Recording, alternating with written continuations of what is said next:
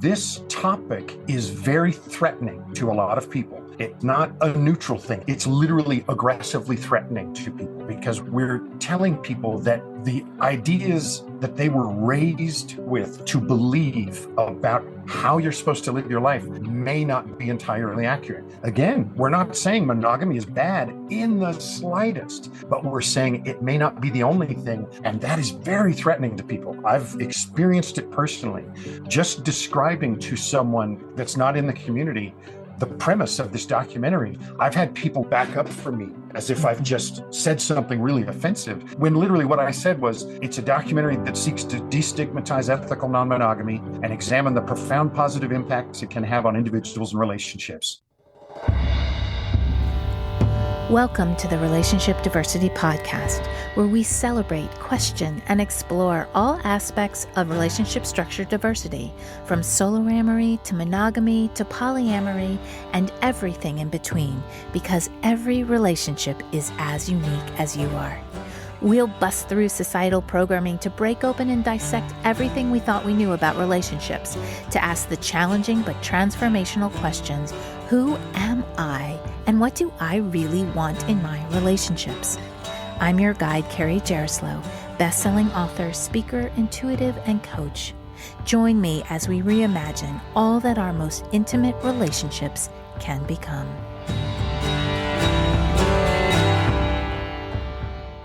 Today's episode is part of our conversation series. I'm just one voice in this relationship diversity movement, and it's important to bring more unique perspectives into the conversation. Today, I'm talking with Roderick Stevens, an amazing filmmaker who combined his passion of non-monogamy and his expertise in cinematography into the insightful full-length documentary, Open: A Journey Through Love. In this episode, we'll talk about his inspiration for the film, his filmmaking process, and what he learned from all the people he interviewed. But first, a little about him. Roderick E. Stevens II is a 30-year veteran of the film industry and an award-winning multi-hyphenate: screenwriter, director, cinematographer, editor, producer, production designer, fine artist, and architect builder. A prolific creator with great passion for a variety of disciplines, none more than storyteller. After stumbling onto some podcasts about non-monogamy and discovering how this alternative relationship style could have such profound positive impacts on people and relationships, he brought this newfound passion together with his love of film and spent 2 years on the road, traveling over 40,000 miles to gather 100 hours of conversations with people and their experiences with non-monogamy. He and his partner live in a small desert town in southeastern Arizona. Let's get into the conversation. Hello, everyone, and welcome to this episode of Relationship Diversity Podcast. Ooh, I've got a great guest for you today. Today, I've got Roderick Stevens here, who is an artist, a filmmaker, a cinematographer, and he has just produced, written, directed a new film all about diverse relationships. And it's called Open: A Journey Through Love. And I am so excited to talk about it because I have been lucky enough to have an advanced screening of it. And it is not only a well-produced film, but also brings up a lot of great conversations about relationships that are non-traditional. So I'm excited to have this conversation and learn more about you, Roderick. So first, welcome to the podcast. Thank you. Thank you so much for having me. Glad you loved the film. I did. I can't wait for more people to see it. I definitely want to get into more of your inspiration for doing the film because I can tell that it was a labor of love. But first, I'd love to learn more about you, who you are, and what you're all about.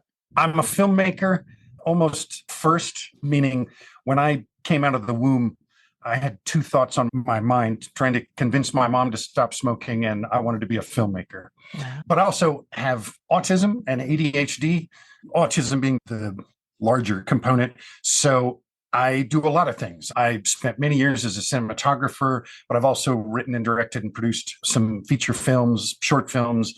As a cinematographer, I've shot close to 30 feature films, but I stopped doing that and got into fine art and became a fine artist. I do a lot of different kinds of work, mixed media and drizzle art, but what I'm most known for is what's called photorealism, or paintings that look like photographs.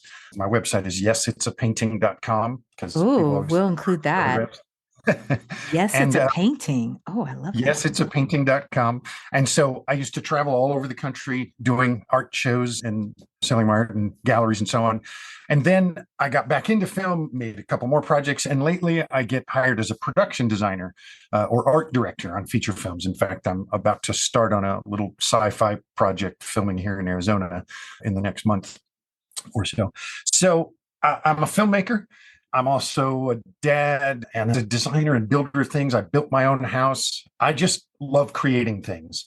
And when I sort of stumbled into the non-monogamy community, I spent a year and a half, as I'll describe later, and built up this passion for the community and for its impact.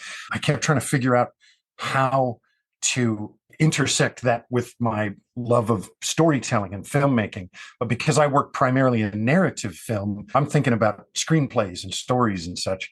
And then finally, I was at a lifestyle event, a hotel takeover, a little over 2 years ago. And it just hit me like a 2x4. Why am I not making a documentary about this? Because I have some very specific passion about very specific aspects of non-monogamy that I didn't feel were being represented, that were out there. And so that's when I came up with the idea to do the documentary. Would you be open to sharing how you stumbled into non-monogamy? Absolutely. So my partner and I, Jane, sex is a crucial cornerstone of our relationship. To be honest, we met as a hookup and then accidentally fell in love. Sex and sexuality has always been an integral part of our dynamic, and we would do the pillow talk and talk about fantasies and bringing other people into the bedroom and that sort of thing. But it's not anything either of us was actually ready to do. We had insecurities and so on. But at some point, I was on one of my many road trips. I do a lot of traveling for various things, art shows, for film projects. The little tangent here, my daughter has a pet relocation business. And so when people are moving across the country, they'll reach out to her to help get their pets moved if they don't want to drive with them or whatever. And because she knows I love road trips and I love dogs, we're all big dog lovers. Every once in a while, I'll deliver a dog somewhere around the country. And I was on one of these road trips and decided to listen to some podcasts and came across these lifestyle podcasts. And I'm not sure if I even knew what lifestyle meant at the time. This would have been about 3.5 years ago, something like that. So I'm going to pause you for 1 second, because will you explain to anyone who doesn't know what that term lifestyle means? Because I have people that listen from all different relationship structures. So for anyone who doesn't know, can you explain what the lifestyle is? Indeed. I found these lifestyle podcasts and I'd heard the phrase before and had loosely come to understand that it was just another name for swingers or people who basically share physical contact with other people, but don't necessarily enjoy the emotional connections like polyamory. And sounded titillating and fun. I was just thinking, oh, this will be entertaining to listen to. So I started listening to different podcasts, and I ended up listening to one in particular that was specifically this couple that had been married almost 30 years already when they decided to explore opening up their marriage. And then they ended up making this podcast about those experiences. And because I was on this really long road trip driving lots and lots of hours every day, I ended up listening to 7 years of their podcast, or therefore 7 years of their relationship in 1 week. And between autism, which in my case, an aspect of it is that I tend to perceive things in an almost kind of mathematical equation way, like things break up into components in a very specific way. And between that and having that overview, that compressed time frame, it was crystal clear to me how this alternative relationship style was impacting their communication, their self-esteem, their authenticity, their intimacy. And it took me a while to realize this is what I've been looking for my entire life. Not the sex with other people, but this intense communication and intimacy and authenticity. Again, coming back to part of my experience with autism is that my incoming and outgoing filters are somewhat non-existent. So I'm Mr. TMI. I talk about everything. I talk too much. You're probably going to have to interrupt me a few times. I put myself out there very openly. If you spend 10 minutes with me, you're getting to know the real me. I don't know how to present differently. And that's a common thing with autism. So I've always felt discouraged by the fact that so much of the world is so close and guarded, and they aren't open with themselves. There's a lot of fear out there. And when I saw that this kind of openness, this kind of communication and intimacy and realness and honesty was attainable, there were people living this, I was hooked. And so I literally spent a few weeks distilling all of this and writing my own notes, trying to understand the mechanics of how is this unfolding? How does it happen? How is it that considering having sex with other people is having all this impact on emotions and relationship and so on? And then came and talked to my partner about it. And I said, look, here's this thing I've discovered. This is the kind of relationship that I think we could enjoy together. And again, set aside whether we're actually going to have sex with people. It's just the thing that so many people discover as almost a side effect of this is that if you start even just talking about opening up your relationship, it's first of all going to test your relationship. Can your relationship even endure the conversation? And then what it does, of course, is shine a light on why maybe you can't. If this is really uncomfortable, what's going on?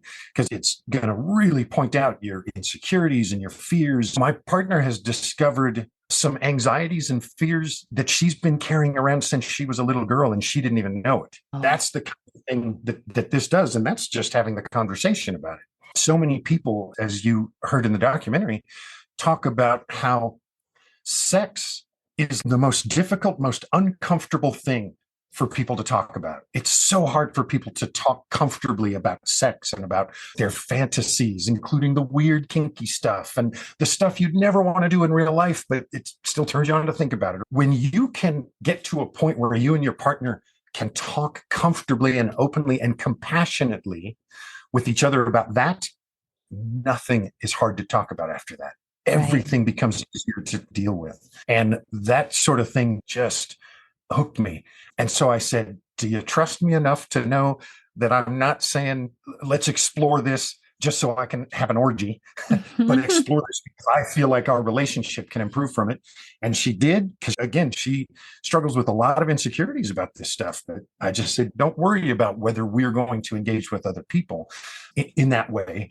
And we've dipped our toes here and there. And again, it's shown lights on things that she's working through now and myself as well. And how long ago was that? Because I'm curious. I think when people talk about it, when they're maybe at the stage that you're at or I'm at, it seems like, oh, it was just this process and it happened really quickly. But no, for many people, it is an ongoing process. So for you, when you introduced it to your partner, how long ago was that? To your point, we're still in the middle of that process. Mm-hmm. We are not anywhere close to the end of it.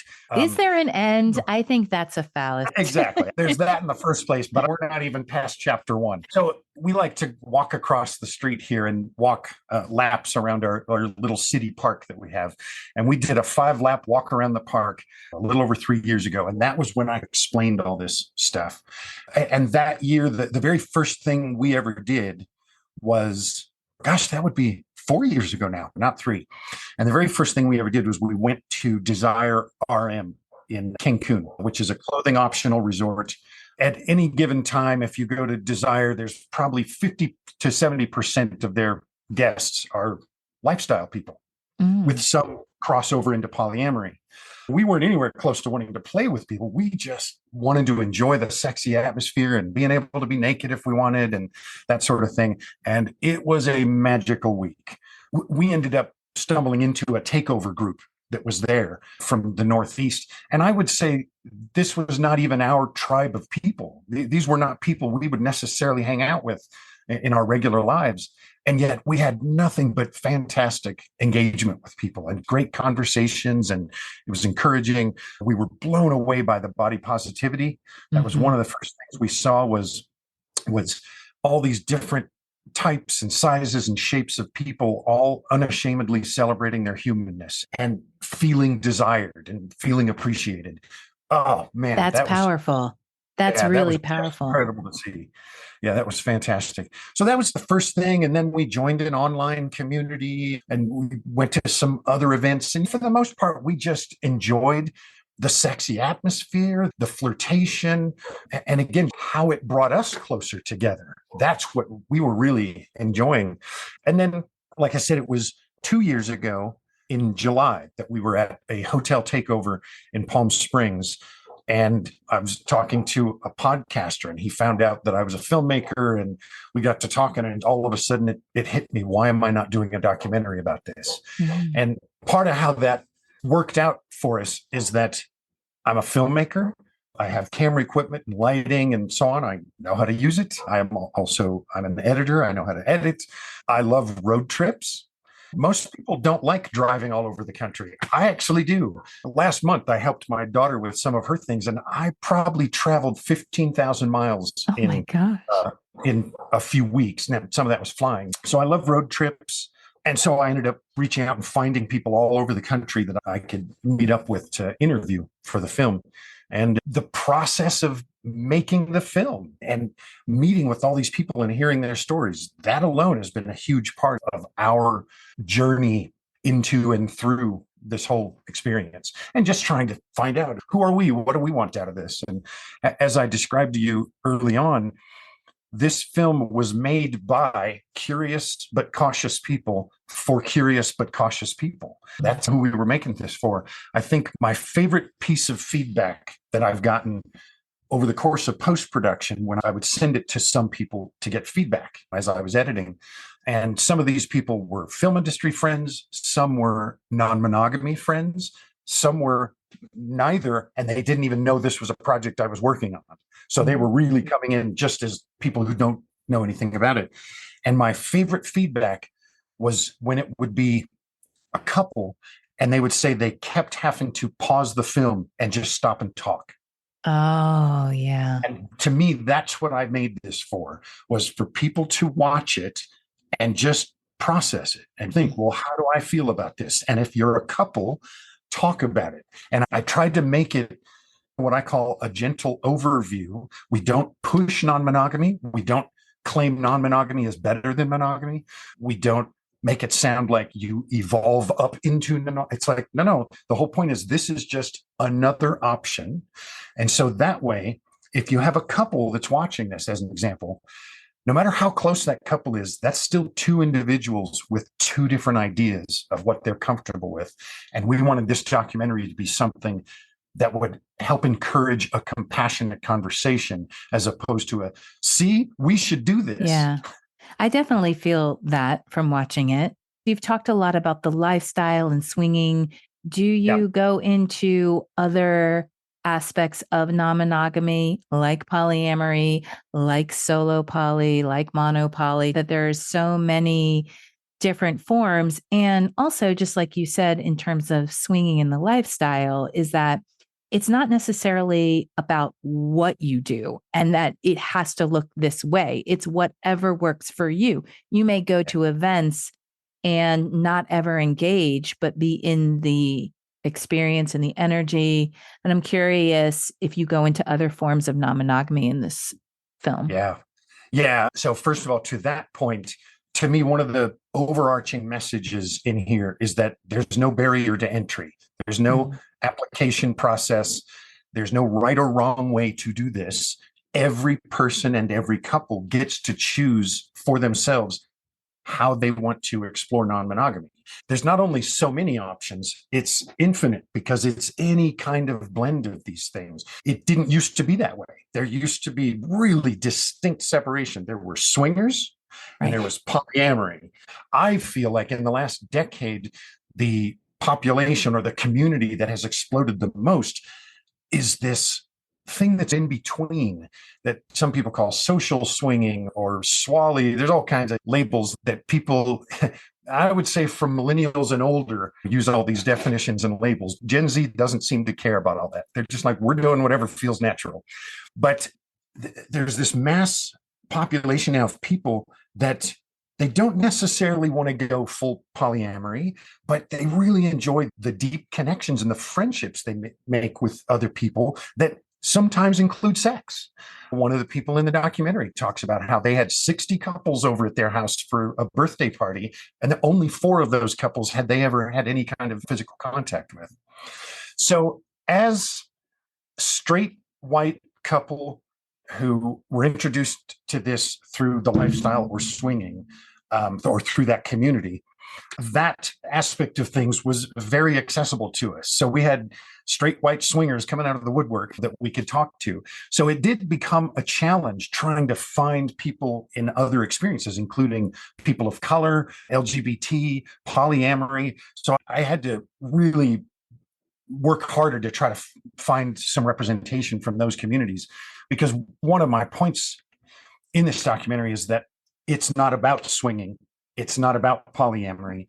It's about the overarching concept of non-monogamy and how that can impact individuals and relationships.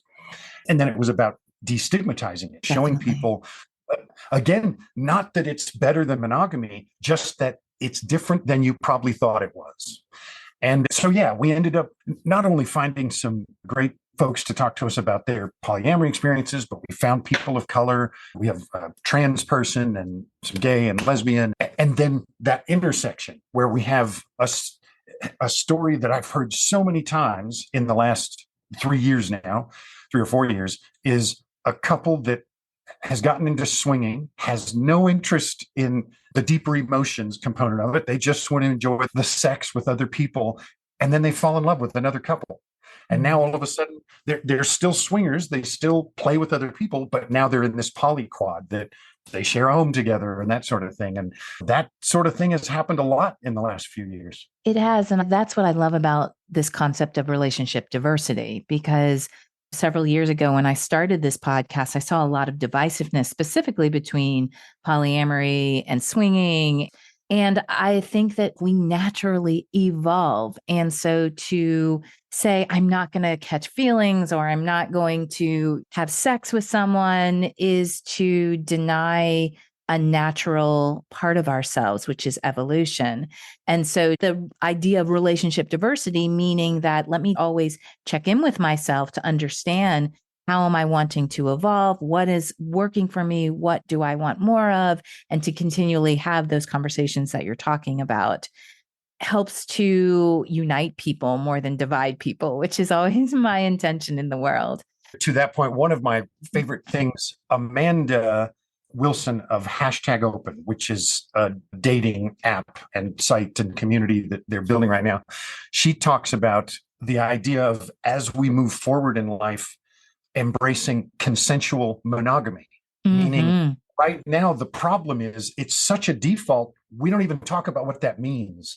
And the idea of people stopping and saying, okay, let's stop thinking this is the only way we can do it. There are all these options. So what do we want our relationship to look like? And if it's monogamy, great, but let's talk about what that looks like and what that means, instead of just assuming, well, this is what we do.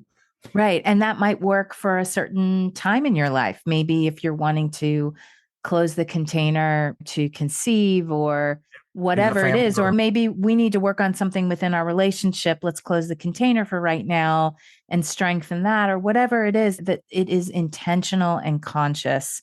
And that is what definitely changes it from, I'm just doing this because I haven't thought about it. I don't know. That's just what you do. And so I appreciate your film because it brings more thoughtfulness into it. It's not saying that non-monogamy is for everyone, but it's saying it's an option, and think about it and see what resonates with you and your partner if you have one. So I'm curious, when you started the film, did you have a direction that you were moving in? Because I know sometimes with documentaries, you have a theory that you're wanting to prove or show, and you're finding information to support that. And then some documentaries, like, I'm just going to go in and explore and see what themes come up. How did you go into the filmmaking aspect?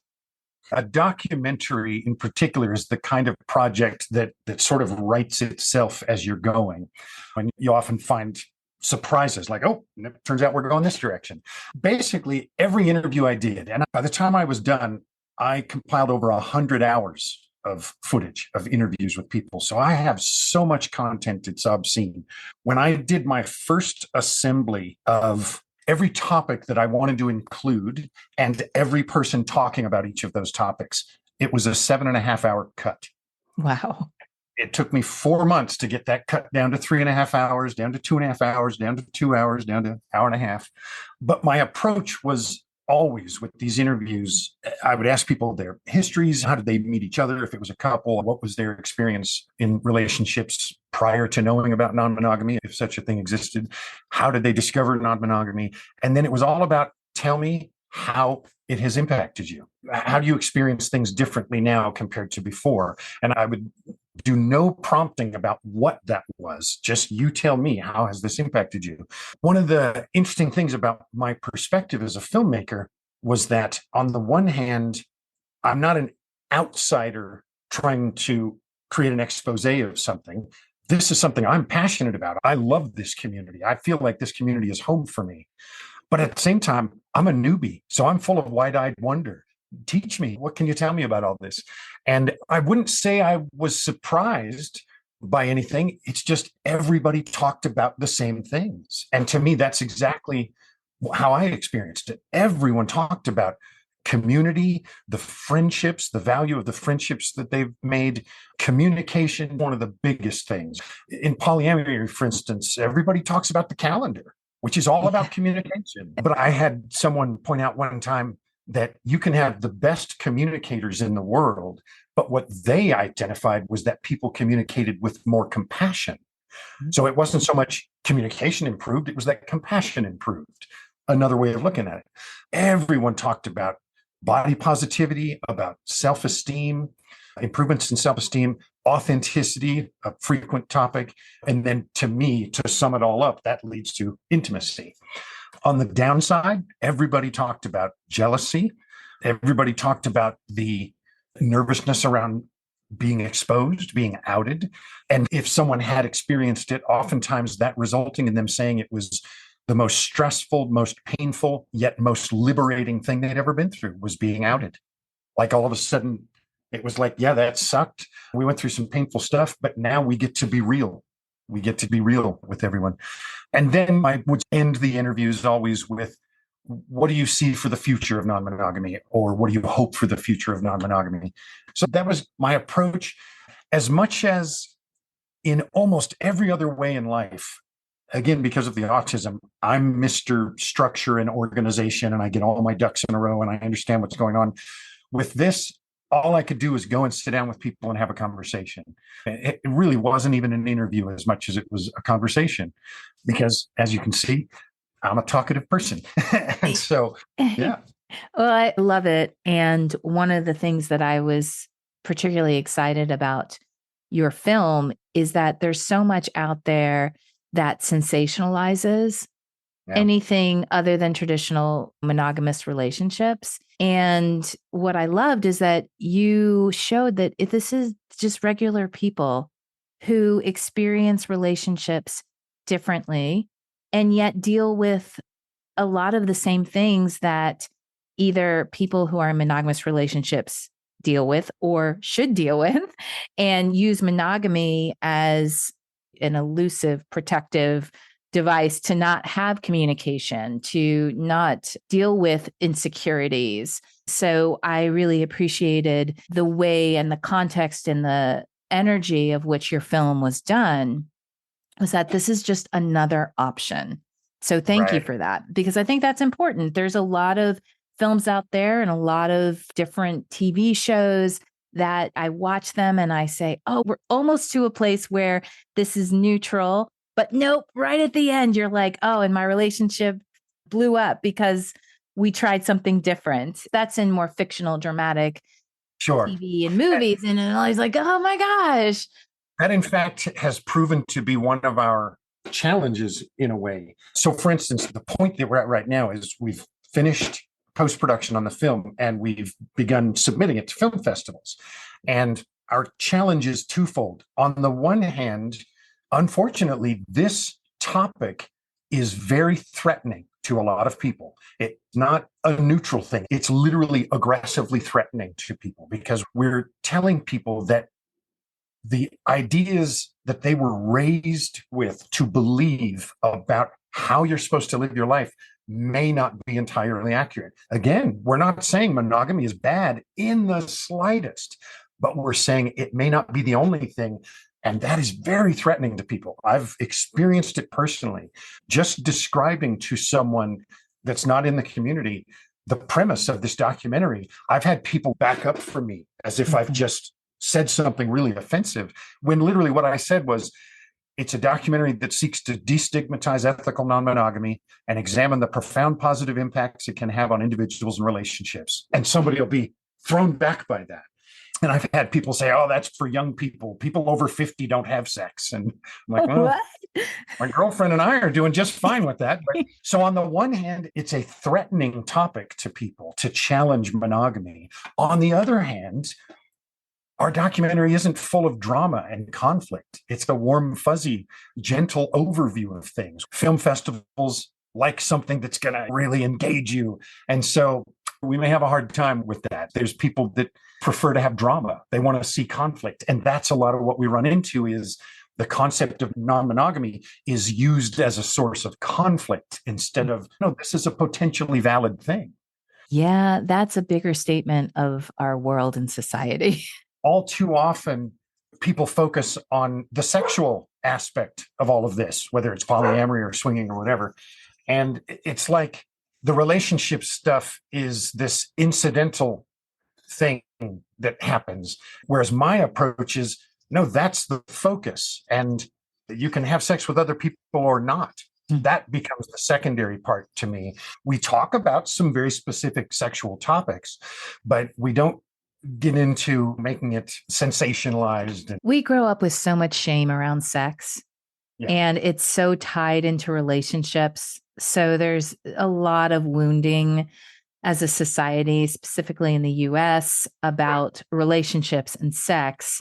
And someone who is open to exploring this, even watching a movie about it, I think has to be in a place of being open to working on your own shit, working on your own wounding, because that has been one of the biggest things in my journey is looking at all of the programming that I grew up with about intimacy, love, relationships, sex, body, consciousness, all of that. And we want to dramatize it all because I think that's our society. What are your biggest goals for the film? To put it quite bluntly, I would love to get it in front of as many people as possible. And again, just get people at the very least to let go of some of their judgments, whether it interests them or not.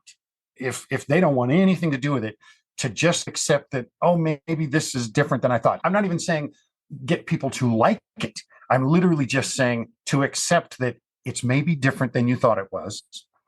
But then as much as get people talking and being more intentional about their relationship. Again, one of my favorite concepts is the idea of a couple, as an example, watching this documentary and then just having deeper conversations than they've ever had before. And if they never explore non-monogamy, great, whatever. But at least maybe they'll start talking about, I've always been turned on by this idea. And just the idea of sharing fantasies and talking more openly about sex. Because again, as soon as you do that, it's like it opens the floodgates. And now you're more comfortable because you've developed more acceptance and compassion for your partner and patience and that sort of thing. So now everything becomes easier to talk about. So that would be my biggest goals, is getting it in front of people. I love this inspiration about destigmatizing and helping people with judgments that they have, because I think we will always fill in all the blanks about something we don't know about with all of our old wounding and conditioning. So to meet someone in a different lifestyle, and I'm not meaning the swinging lifestyle, I'm just meaning like anyone that lives a different life than you, Yep. and hearing their story, I think helps to fill in blanks with real life experiences. And that's one of the inspirations for my podcast as well. So if there's someone out there who is so intrigued and they want to see the film, Roderick, how can they do that? Is there any way someone in Australia or Japan, or I have people in 85 countries and territories, is there any way someone could watch the movie? Well, a couple of things. I wanted to add one more thought about what we were just talking about. We had our first limited audience screening of the film, again, when I was still getting feedback for post-production at the Southwest Love Festival in Tucson, Arizona, a couple of months ago. We had an audience of about 36 people, and I gave them all these forms to fill out, feedback forms, and they picked their favorite interviews and least favorite interviews and talked about what they liked and didn't like. We had one person who didn't like the film because he's focused on relationship anarchy, and he felt like this was too traditional for him. And you can't please everybody, but just the irony of this is so threatening to most people, but for him, this didn't go far enough into alternative relationship styles. But my favorite two bits of feedback from that were repeated by several people. We had a few counselors and therapists in the audience, and they all said they couldn't wait to share this film with their clients, to give them just this overview of the whole experience. And then several other people in the audience said they couldn't wait to share this film with their friends and family, just to show them this is what we're doing. This shows you some aspect to help explain why you guys think we're weird, but look, this is what it is. As far as where we're at with the film, so we've submitted it to film festivals. The idea is to see how and where we end up getting programmed. And then we also have a PR firm engaged, and we're just moving things forward to try to find a distributor or streamer to pick up the film. This is a long process, a tedious process. I'm sure it will not be until next year that it's out, to 2025. It's always possible otherwise, but that's what I would expect. So in the meantime, for people who are interested, the website is www.openjourneylove.com. And our Twitter is @swingtroverts, because we just happen to be introverted people. And that was just I love that. We got on Twitter, and so that stuck. So we're @swingtroverts. And then on Instagram and YouTube, we're @openjourneylove. If anybody wants to follow us on any of those, I've been releasing short clips from the documentary or from all the extra content that we have that didn't make it in the documentary. And I've got tons. So I'm going to keep releasing clips about different topics. But it's also where I'll keep people updated about what film festivals that it's at. If we're doing a film festival in Mobile, Alabama, and there's people that live there, they can come check it out. And then also, we want people to follow us as much as possible, because those, in the world we live in now, social media engagement is something we can use to show streamers and distributors that, look, we have an audience that's eagerly waiting to see this film. There's a preview on the website that you can watch. And then also occasionally we'll post links here and there. And anybody who messages me on any of those platforms, I'm happy to send them a link to the first 10 minutes of the film so they can see how it starts. That's wonderful. So anyone who is out there and really wants to check out a great film, and I agree with you, the film would be great to send to family and friends who don't really understand what you're up to, and also therapists and counselors. I enjoyed watching it. I have many friends that are in that film, which was really fun, and many people that I've interviewed on the podcast here. So I'll have all your links in the show notes so people can connect with you. And if this is something that you feel inspired, following Roderick and following the film is going to really help show that there is a desire out there from people to see the film. That's going to help. So following, if you can do one thing, is go follow Roderick in the film on Instagram and YouTube, and let's create support for getting this film out there. So anything else, Roderick, that you want to leave us with? No, other than this has been the most exhausting and expensive. I have a mountain of credit card debt that I've incurred making this film, but soul nourishing project I've ever worked on. And I've worked on some great projects. Anytime my partner could go with me to do these interviews, she would. In fact, she would be the one doing the interviewing then. But a lot of times she couldn't because she has a real job. And I would go on these long road trips, like 2-week road trips, to just go meet with people in different cities and shoot these interviews. And every night she would have to listen to me gush on the phone about these incredible conversations with amazing people. And it really just bolstered my love affair with humanity. It's been an amazing experience making this film. Yes, there were amazing conversations. I would love to see some of the uncut stuff. So I'm going to be watching your YouTube and Instagram for some of those bits and pieces that didn't quite make it in the film. For anyone out there who is an artist, I know from one artist to another that it had to have been a passion project, a labor of love for you to be spending all your own money, all your own time. And you can really feel that in the film. You can feel the passion that you have for this. And as someone who is wanting to further this idea of relationship diversity, I want to thank you for all that you did to get this film made. And I would love to ask anyone out there listening to go follow Roderick on all the platforms. It doesn't cost a darn thing, but it really does help. So thank you. Yeah, thank you so much. And hopefully maybe we'll come back together in a year or two and you'll say it's won all these awards. That's what I'm hoping. Yeah, that'd be swell. And all your credit card bills are paid off. Oh, yeah, that'd be even more swell. Yeah. Yep. Awesome, Roderick. Well, thank you so much. And everyone go connect with Roderick. Thanks so much for listening to the Relationship Diversity Podcast. Want to learn more about relationship diversity? I've got a free guide I'd love to send you. Go to www.relationshipdiversitypodcast.com to get yours sent right to you. If you liked what you heard, please subscribe to the podcast. You being here and participating in the conversation about relationship diversity is what helps us create a space of inclusivity and acceptance together. The more comfortable and normal it is to acknowledge the vast and varied relating we all do, the faster we'll shift to a paradigm of conscious, intentional, and diverse relationships. New episodes are released every Thursday.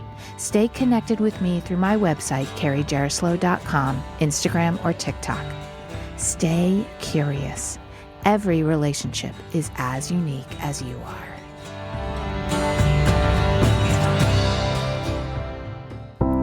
Are you wondering why you never seem to find lasting fulfillment in your relationships?